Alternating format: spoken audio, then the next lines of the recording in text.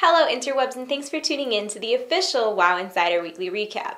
My name's Panzer, and today I'm going to be bringing you some of my favorite stories from WoWinsider.com for the week of January 5th, 2013. As always, everything I talk about today will be linked in the info below. I hope you enjoy this video, and if you do, remember to rate it thumbs up.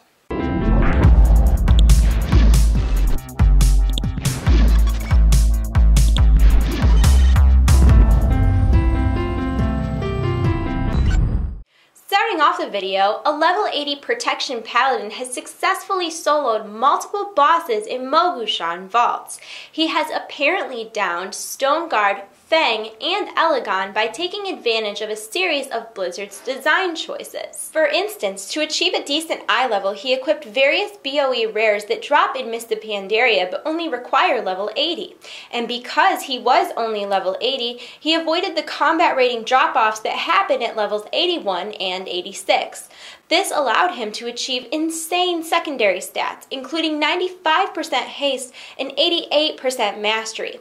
At the time, Vengeance had no cap, which gave him over 2 million attack power based on the amount of damage he was taking. As a result, every seal of insight ticked for more than twice his maximum health, and Sacred Shield absorbed any damage he did take. And with the crazy amount of haste he had, Sacred Shield was constantly up and constantly being refreshed. Not to mention the damage reduction on his Sacred Shield gained from his insanely high mastery. Now, I'm a little on the fence as to whether I think that this was just someone being very clever and taking advantage of everything that they possibly could, or if this player was intentionally exploiting.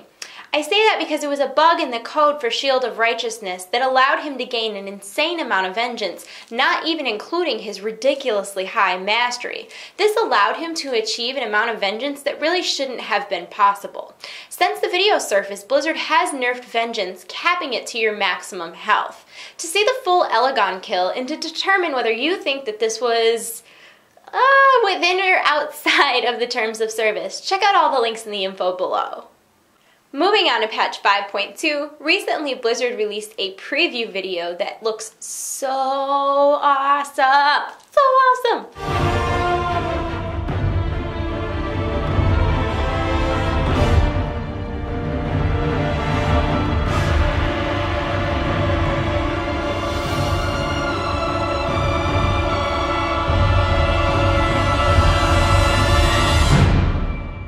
Most players are just drooling over the huge new 12-man raid.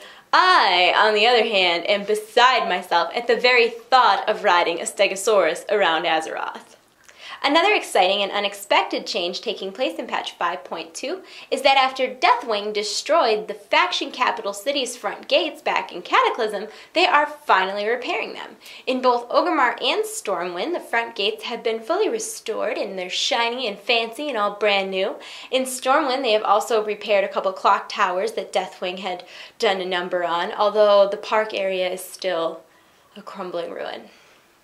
Sorry about that.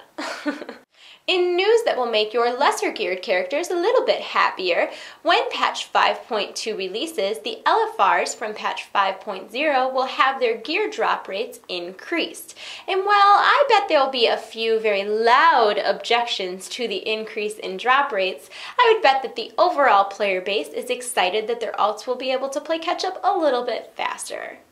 Now that the Isle of the Thunder King is available on the 5.2 PTR, WoW Insider has an awesome image gallery available on their website. The images include both the Horde and Alliance side, and if you're interested in checking it out, I have everything linked in the info below. From the release of the Cinder Kitten through December 31st, 2012, Blizzard pledged to donate 100% of the adoption fee to the Red Cross to aid victims of Superstorm Sandy.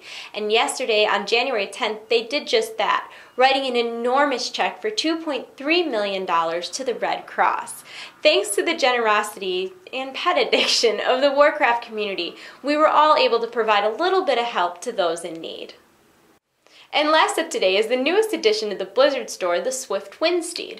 I personally cannot decide if he is adorable or a complete abomination, but But based on my track record, I'm sure it won't be long before I'm throwing my $25 at the screen to add him to my collection, because I am a sucker for mounts and pets.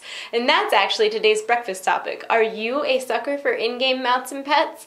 I personally have a pretty sizable collection of both, shamefully including the ones from the Blizzard store like the Celestial Steed. But what about you? Let me know in the comment section below, and while you're thinking about your answer, check out our answers to last week's question.